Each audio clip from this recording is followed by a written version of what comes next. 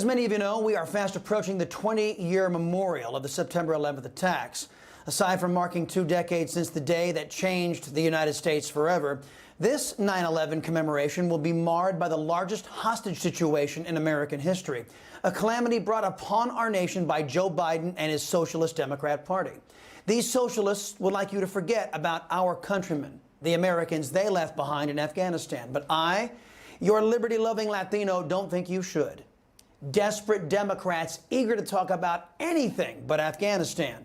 We dropped some truth bombs on the most feckless anti-American administration and political party in our history in tonight's preamble. Yesterday, Joe Biden tried to change the subject to the left wing's religion, man-made global warming. The only folks who colluded with this attempt were those in the basket of biased press. Not having much success at that distraction, Biden will try and distract us again by focusing on the dreaded Delta variant of the China virus. As stated yesterday, we're ready for that. Biden should be made to answer for his illegal immigration policies that have led to America's recent surge of China virus cases. Biden should also answer for his #1 China virus advisor, His Eminence, Dr. Fauci. Various reports indicate that Fauci lied to Congress under oath about using American tax dollars to fund gain-of-function research in communist China. But unlike the press, we here on the Chris Salcedo Show can walk and chew gum at the same time.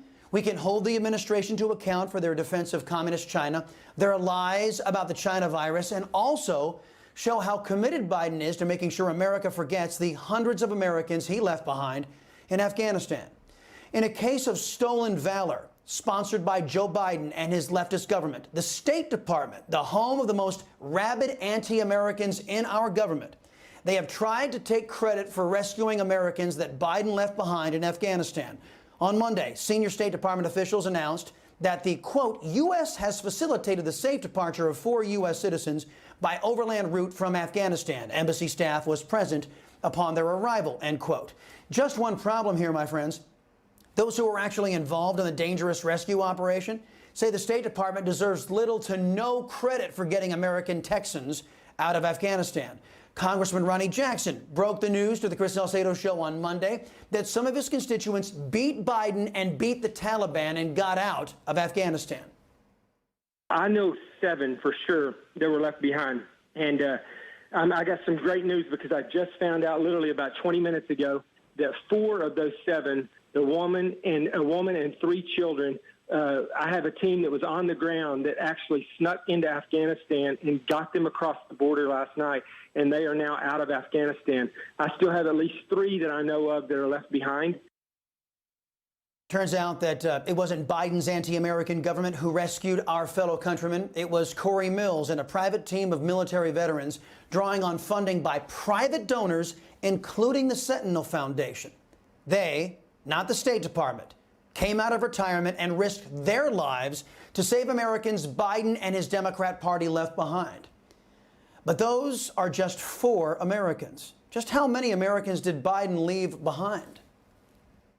If you do a legitimate count of the U.S. citizens with a blue passport and their immediate family that are with them, you're over 1,000, no question at all.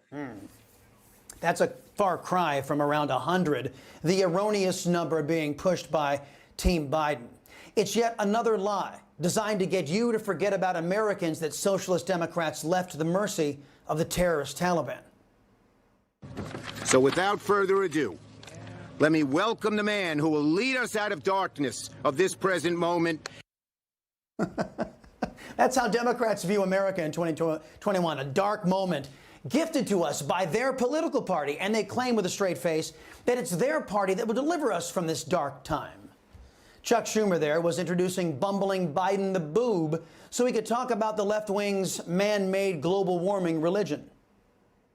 We are going to deal with climate change and have zero emissions, net emissions by 2050.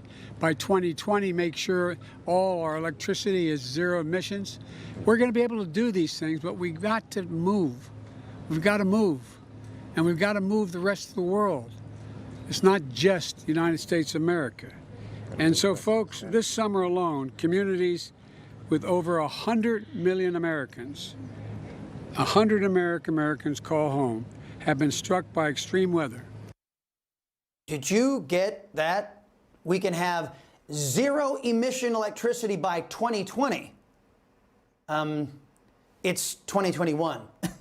And did you catch the part where 100 Americans calling home being struck by extreme weather? None of that made any sense.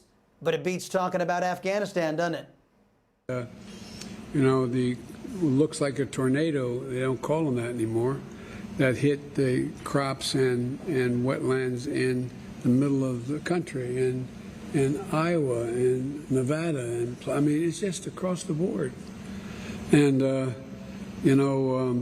as I said, we're in this together. Wait, we don't call tornadoes anymore? Well, just what do we call them, oh wise and demented Joe Biden? Again, it seems Biden and the know-nothing millennials who pull his strings are content with him saying stupid crap. They are content with him saying anything to avoid talking about Americans who were left behind by Democrats in Afghanistan. But what do Socialist Democrats do when confronted with the most humiliating foreign policy defeat for the United States in the modern era, Biden's Afghan pullout? Listen as a biased reporter openly worries about the impact the Afghanistan calamity will have on the Democrats' electoral prospects and how old Chuck Schumer responds. How will what happened affect Democrats' chances moving into the midterms? You know, I can't predict that. I will say there'll be a job for congressional oversight. There always is. But at the moment, actually, I'm still focused on trying to get some of those brave Afghans out. The Americans, all of whom wanted to come out, have come out, praise God. But there are a lot of Afghans who risked their lives for our soldiers and others. Many got out, some didn't. And I'm still working on trying to get some of them out. So, when all else fails, just lie. First, Schumer says he's only worried about Afghan allies that Biden left behind. Then he says all Americans who wanted to get out, got out. It's a 100% lie that has been proven and will be proven a lie in the days and weeks to come. But how can Schumer, Biden, and the slimy Antony Blinken claim that all Americans who wanted to get out, got out? Well, here's how. But here's the problem. This State Department is being so disingenuous. That's how Southerners kindly say liar. They're so disingenuous because what they do is they say those American citizens who want to leave. Well, look, I've got a pregnant American citizen hiding in Kabul with her husband. Well, she doesn't want to leave without her husband, and they're saying, no, he doesn't count, so you're not counting as wanting to leave. To all of you Republicans and conservatives and fair-minded independents, you all can see that we need to organize, we need to work together and make sure the Socialist Party never reaches a majority in this nation ever again. They are far too silly and far too deadly to risk it. To all of you Democrats, listen to me closely. Those of you who vote for socialists, I make you this promise.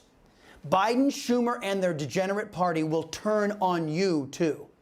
I can't tell you when or how, but I guarantee that one day you will become inconvenient to these socialists, and they will abandon and kill you, too, just like they do with babies in the womb, just like they did to our fellow citizens in Afghanistan. On that day, you're going to remember this little excursion into critical thinking, courtesy of the Chris Salcedo Show. I just pray there are real Americans like Corey Mills and the majority of the state of Texas to bail you out when Democrats cast you aside. Now, let's get to your top stories. Hey, I'm Rob Finnerty. Thanks for watching. If you enjoyed this video, please join the conversation in the comments below. Don't forget to subscribe, too. Hit the bell icon to be alerted to breaking news. And remember, there's a whole lot more on Newsmax TV, America's fastest growing cable news network. Newsmax TV, we're real news for real people.